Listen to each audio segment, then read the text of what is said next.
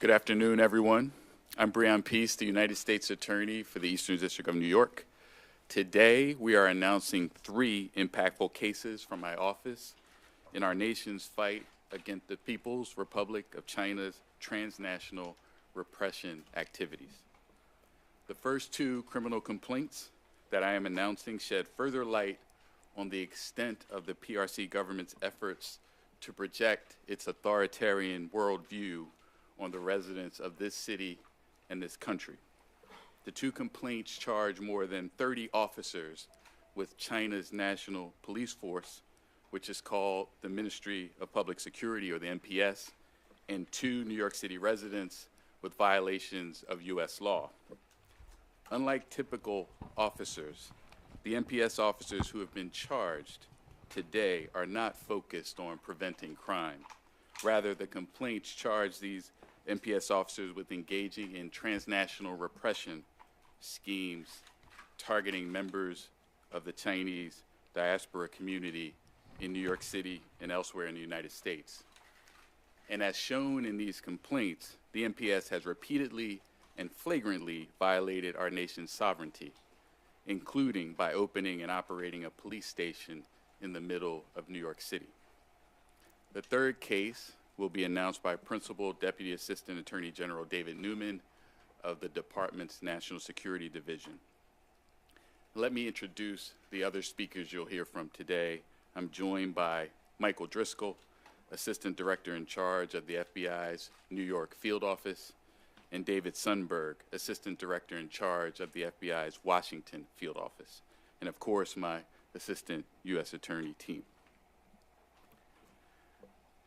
2 miles from our office, just across the Brooklyn Bridge, this nondescript office building in the heart of bustling Chinatown in Lower Manhattan has a dark secret. Until several months ago, an entire floor of this building hosted an undeclared police station of the Chinese National Police. Now just imagine the NYPD opening an undeclared secret police station in Beijing. It would be unthinkable. Here's what we know happened inside the secret police station in Lower Manhattan. At the very least, the station was providing some government services, like helping Chinese citizens renew their Chinese driver's licenses. But to do even that, the law requires that individuals like the defendants who act as agents of a foreign government give prior notice to the Attorney General before setting up shop in New York City. That didn't happen. More troubling, though, is the fact that the secret police station appears to have had a more sinister use. On at least one occasion, an official with the Chinese National Police directed one of the defendants, a U.S. citizen who worked at the secret police station, to help locate a pro-democracy activist of Chinese descent living in California. In other words, the Chinese National Police appear to have been using the station to track a U.S. resident on U.S. soil. The 2 defendants whose arrests we're announcing today destroyed evidence of their communications with the Chinese National Police when they learned of the FBI's investigation. These 2 defendants knew they had something to hide, and they obstructed justice in an attempt to prevent the FBI from learning the full extent of what they were up to. Before I go through the evidence in more detail, I'd like to say how proud I am of our office and the New York Field Office of the FBI, as we are the first law enforcement partners in the world to make arrests in connection with the Chinese government's overseas police stations. Now, the defendants, Liu Jianwang and Chen Jinping, were arrested earlier this morning at their homes in New York City. As alleged, the defendants worked together to establish an overseas police station in Manhattan's Chinatown on behalf of the Fuzhou branch of the Chinese government's National Police Force, the MPS. These defendants did China's bidding in secret while acting under the direction and control of an MPS official in China.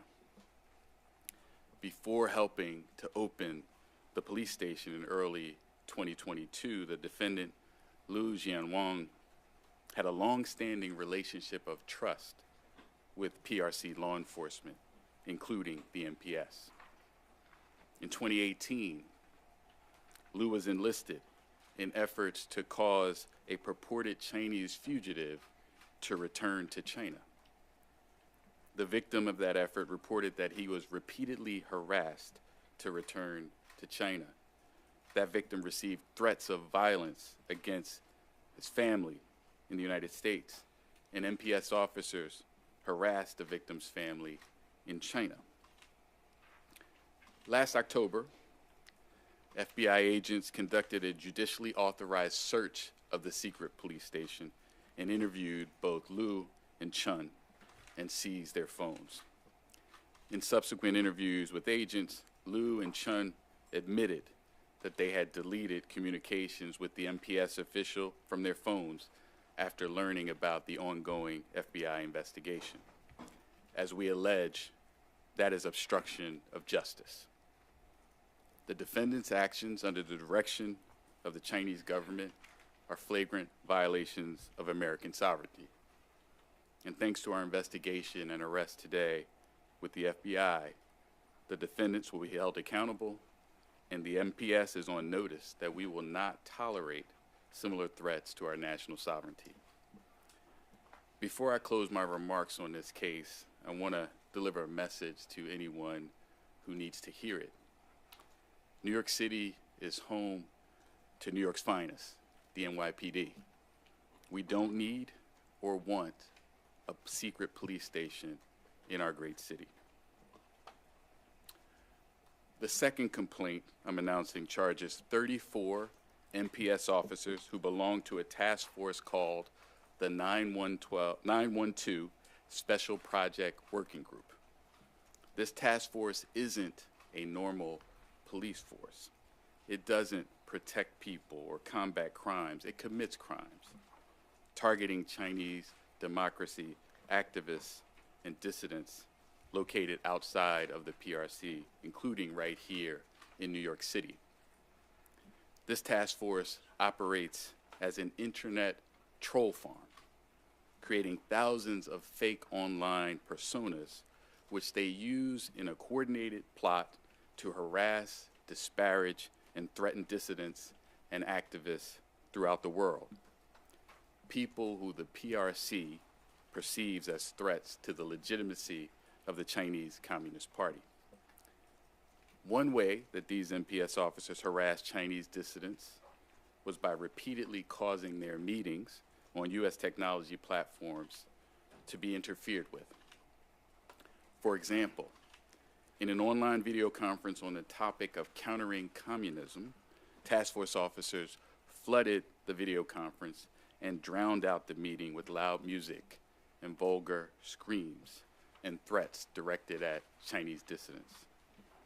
In crashing and disrupting these online meetings, the MPS subjected Chinese dissidents living here in the United States to the authoritarian rule of the PRC.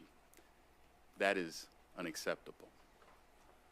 And in addition to threatening and harassing Chinese dissidents, the MPS officers used their fake online personas to spread official Chinese government propaganda and narratives to counter and overwhelm the dissidents' pro-democracy speech.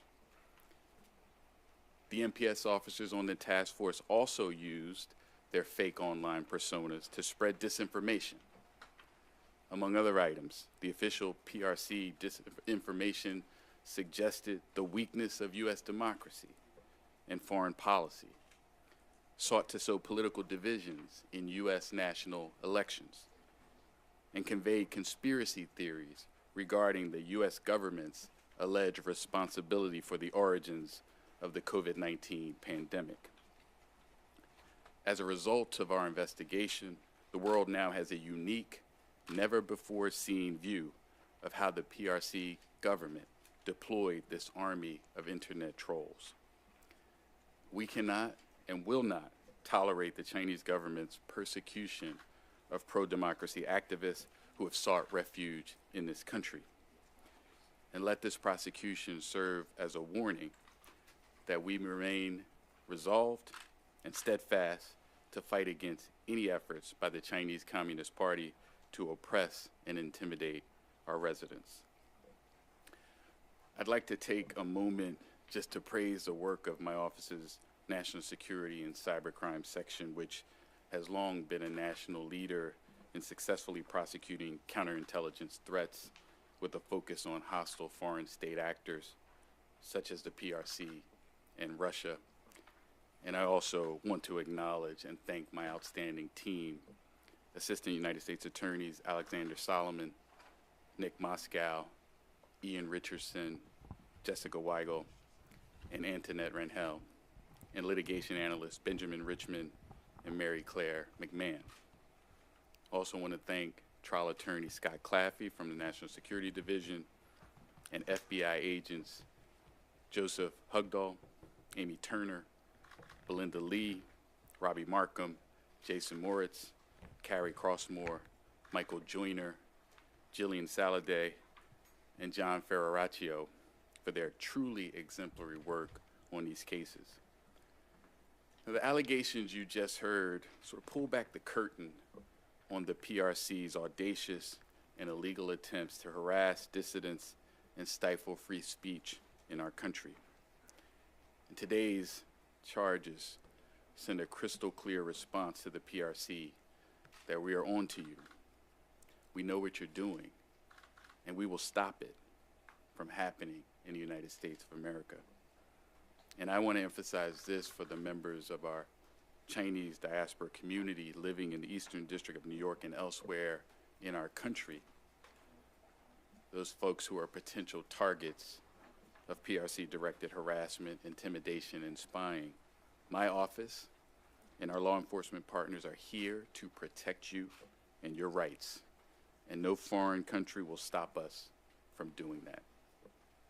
I will now call up Principal Deputy Assistant Attorney General David Newman of the National Security Division to explain the details of and answer any questions regarding the third criminal complaint from my office from which I am recused.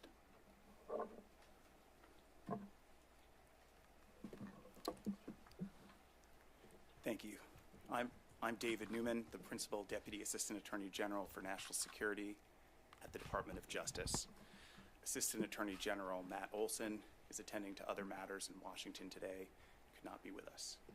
I'd like to extend my thanks to U.S. Attorney Peace, to Assistant Director Driscoll, and Assistant Director Sundberg for welcoming me in his stead to address these cases. The trio of cases announced today details how the People's Republic of China, through its Ministry of Public Security, has engaged in a multi-front campaign to extend the reach and impacts of its authoritarian system into the United States and elsewhere around the world. It shows the PRC's efforts to globalize the oppressive tactics used domestically in China to silence dissent. Authoritarianism is a threat to democracy anywhere. The efforts of government of the PRC to export authoritarian methods to stifle free expression in the United States is a threat to America's democracy that we will not abide. Today's arrests and disruptions show that the Department of Justice is committed to using the rule of law to hold accountable authoritarian state actors who seek to threaten the integrity of American public discourse and the right to free expression that underpins our nation's values. And we are calling foul on conduct that should be out of bounds for any responsible nation-state actor. The NPS is seen as the Chinese government's principal national police authority, but the actual role of the NPS, as you just heard, is broader, extending to intelligence and national security operations far beyond China's borders, including the illicit transnational repression schemes that are the target of today's three actions. Across these cases, the multidimensional nature of the PRC's transnational repression playbook have played out in the charges we allege today. First, in the case you just heard, in the physical sense, the NPS established a concrete outpost, an off-books police station right here in New York City, to monitor and intimidate dissidents and other critics of the PRC within one of the United States' most vibrant diaspora communities. The complaint alleges that on behalf of the MPS, 2 New Yorkers opened and operated that so-called police station starting in February 2022. Next, in the virtual sense, the threat from the PRC manifested as its agents and operatives sought to interfere with online gatherings, online organizing, and other social media critiques of the PRC regime, going so far as to conspire with an employee of a US-based technology company to compromise the privacy of online virtual meetings, which were being used by attendees as a modern-day means of public protest and the exercise of freedom of assembly. This fact pattern, in the case I am announcing, underscores the insider threat risk facing any US company that does business in China and has employees based in China. In the second complaint just unsealed, we have charged 34 defendants with conspiring to harass and threaten US-based critics of the PRC regime. The 34 defendants are MPS officers who are members of the 912 Special Project Working Group. The group's officers post, monitor, and update content on various social media platforms that mirror and amplify the PRC-approved public messaging. Using false names, these fake accounts disseminate and amplify messages to manipulate public perception in favor of the PRC and to undermine and discredit perceived adversaries of the PRC, including the United States, as well as democracy generally. The MPS also uses these accounts to extend the PRC's reach, both online and off, in order to intimidate specific critics and dissidents. To that end, a third complaint unsealed today, the one I am announcing, amends and builds on prior complaints out of the Eastern District of New York and lays out how MPS officers targeted participants in virtual convenings hosted on the platform of a US communications technology company. Participants included Chinese dissidents and critics of the regime based in the United States and around the world. As described in the amended complaint, the actions of the MPS officers had a chilling effect on meeting participants, some of whom had fled the PRC and knew the PRC was likely monitoring them from abroad. The complaint in that case also alleges that the MPS worked closely with another defendant to censor speech on the US technology company's platform, including speech taking place here in the United States. As announced when the original complaint was filed in December 2020, that defendant was an employee of the US technology company who was working at the time in China. We allege that the defendant removed content critical of the PRC, fabricated evidence of the terms of service violations in order to end virtual meetings critical of the PRC, and suspended and canceled user accounts that were critical of the PRC. Whether through these physical or virtual means, these crimes created real effects for victims in the United States, victims whose rights the Department of Justice is committed to protecting. As the National Security Division, my division, continues to pursue its strategy of countering nation-state threats, we want to emphasize that our efforts, including today's cases, are directed against the illicit actions of the PRC government and its agents, not the Chinese people, not the Chinese diaspora community in the United States, and not Americans of Chinese descent. In our work in this space, we have seen that victims of transnational repression in the United States are too often individuals who came to the United States precisely to benefit from the added protections that our Constitution and our laws provide against authoritarianism and tyranny. In the United States of America, the law protects all of us in the peaceful expression of our opinions, our beliefs, and our ideas. And in America, the law protects all of us equally from persecution, violence, and threats of violence. As authoritarian governments, whether the PRC, Russia, Iran, or others, become more brazen in their efforts to trample the rights and liberties that are the bedrock of our democracy, the Department of Justice will redouble its efforts to defend our democracy, our democratic institutions, and our sovereignty. I'll add my congratulations to the Federal Bureau of Investigation, to U.S. Attorney Peace's team in the Eastern District of New York, and our colleagues in the National Security Division for their unflagging and continuing efforts to defend democracy from nation-state threats, regardless of where they originate. Thank you.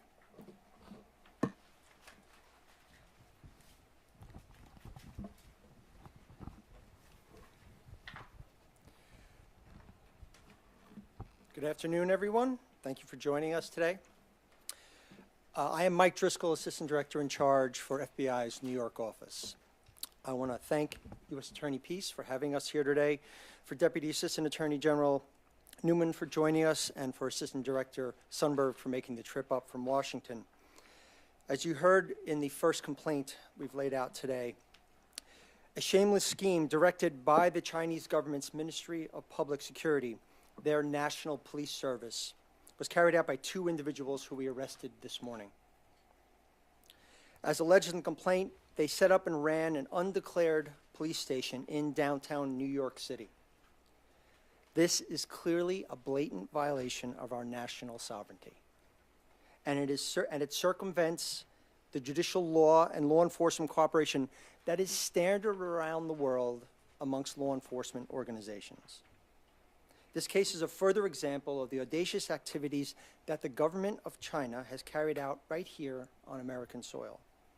Just last year, in this same district, we announced charges in another repression case, where individuals operating on the behest of the Chinese government targeted a U.S. congressional candidate, an American citizen and a military veteran who had protested the Chinese government's abuses at Tiananmen Square. And this was an attempt to disrupt his campaign. I want to be clear that the individuals arrested today were working at the direction of the Chinese government. Not only was the police station set up on the order of MPS officials, but members of the Chinese consulate in New York even paid a visit to it after it opened. It is our belief that the ultimate purpose of this illegal police station was not to protect and serve, but rather silence, harass, and threaten individuals here in the United States, and particularly those expressing views contrary to the Chinese government.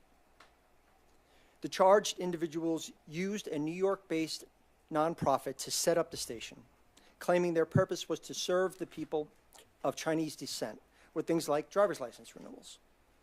But only a month after opening, their MPS contact directed them to hunt down a pro-democracy Chinese dissident living in California. Upon learning of the FBI's investigation into the police station, the defendants erased their communications to conceal their activities. The FBI is unwavering in our mission to protect the American people and uphold our Constitution and the freedoms enshrined in it. Anyone working on behalf of a hostile foreign nation to violate our national security and freedoms from within our borders will be held accountable. I want to urge anyone who's been targeted or approached by the Chinese government or by any other authoritarian regime to come to us for help. We want to hear from you. You can report this information to your local field office or reach out to us online at tips.fbi.gov. I want to thank those who helped make this case possible, our colleagues through the international intelligence and law enforcement communities who we always work closely with on these type of investigations, the Eastern District of New York, who clearly continues to be an outstanding partner on this issue, the New York City Police Department, which provided tremendous support, the members of our New York Field Office Counterintelligence Division, and in particular, I want to highlight the outstanding work by our case team, who are working so hard to bring this case. So thank you all for joining us today. And with that, I'm going to turn it over to Assistant Director in Charge, David Sundberg from our Washington Field Office.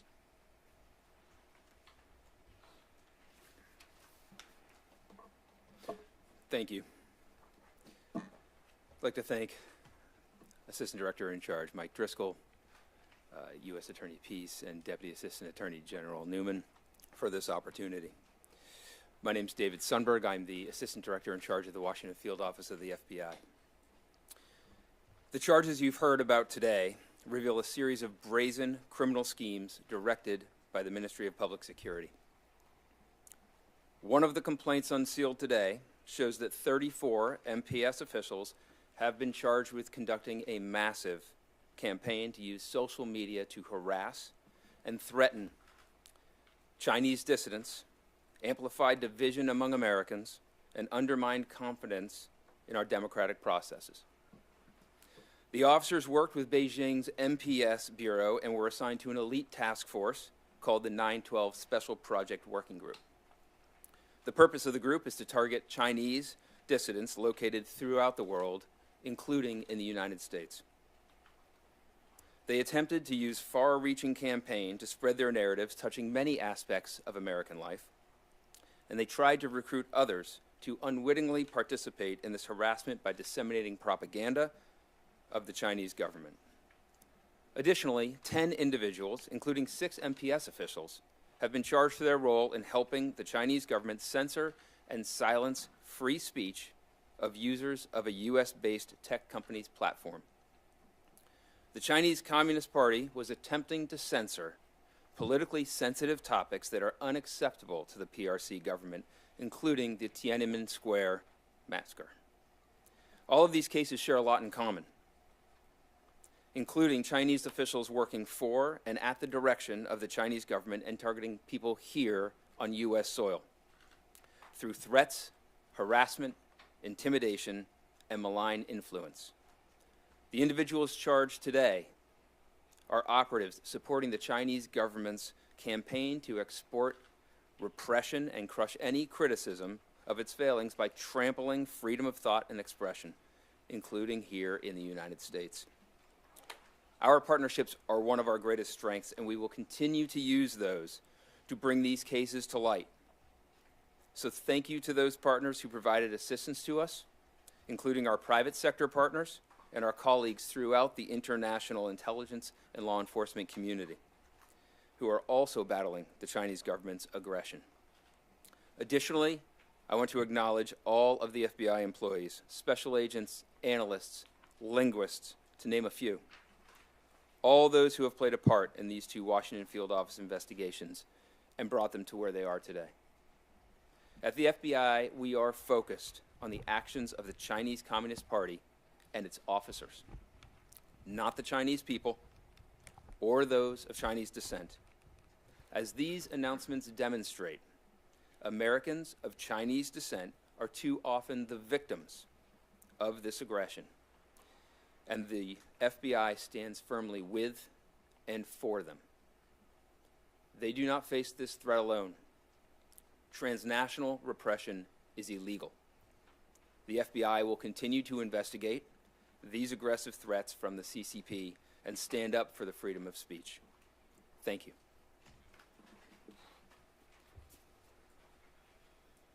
Any questions? I have a question. Yeah, sure. Can you give us a sense beyond the 2 men charged with operating the police station on East Broadway, how many people would be working at the opportunity and would be collaborating with others to harass people within the United States? Our investigation is ongoing, so I cannot comment further on some of those issues. The complaint does note that there were co-conspirators involved, so we will continue to investigate this. Jonathan? Thanks.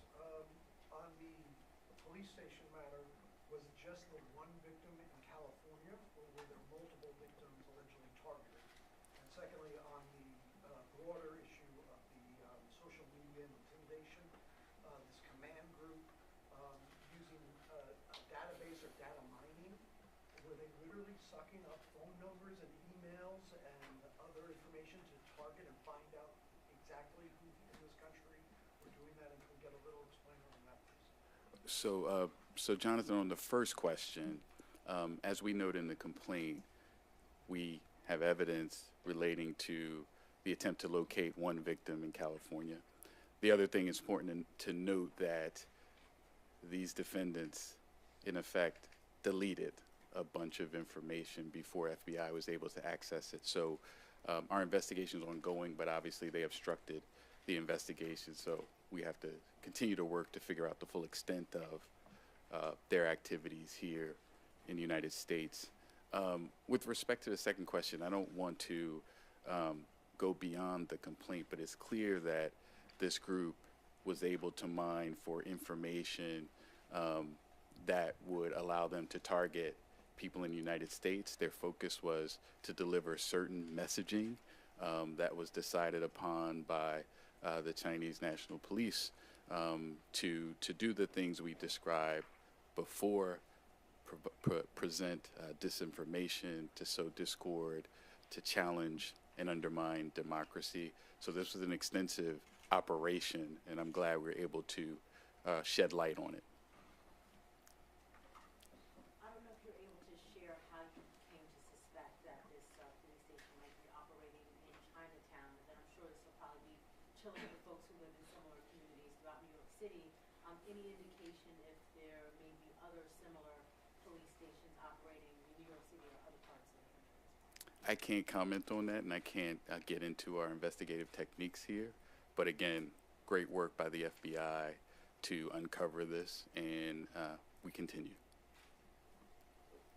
Regarding the police station matter, it was just called the police station. Did they do any other things that one might traditionally associate with a police station? Were they out patrolling their community, doing sort of like looking for different, like on the streets, like visiting businesses, or was this was it more operations like trying to find the guy in California? Again, our investigation is continuing on this, and the fact that we didn't have access to certain information from the two defendants has posed an impediment for now, but we continue. So I think the full extent of the activity of the individuals involved with the police station is still under review and investigation. Is there any connection between the individuals arrested today and the previous individuals arrested and charged by your office under others, some of the similar transnational oppression schemes out of China? And then secondly, in reference to that the police station closed, what exactly does that mean? What makes you confident that it's no longer operating? So with respect to your first question, I think the broad connection obviously is the MPS is behind these activities in multiple cases that we have charged, as we have identified. And I think to the extent there are overlaps, they're laid out in the complaint. I'm sorry, remind me of your second question. What exactly does it mean that it closed? Our understanding at this point is it's no longer operating. So that's what it means. One last question, sorry. You mentioned that consular officials had visited that police station. Were they in fact did they know what was going on there? Or you asked the State Department to ask them to leave the country as a result of their conduct? Mike, did you make that? Okay. Thanks, John. So again, it goes to the nature of what we're investigating. We'll be looking at who were they involved with, not just officially from the Chinese government, but who are they involved with in the community.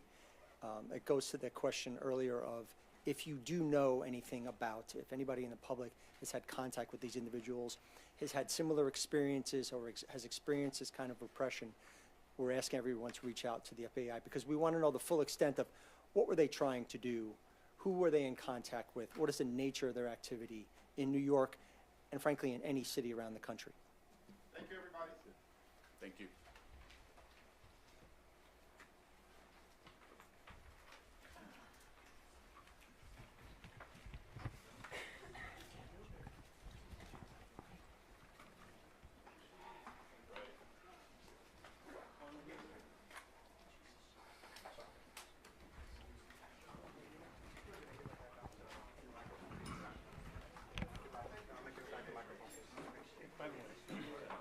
On up there, since we were shooting that, can you guys picture up of the two guys who were on there? Yeah. That'd be great, just so we have it on. By the tray.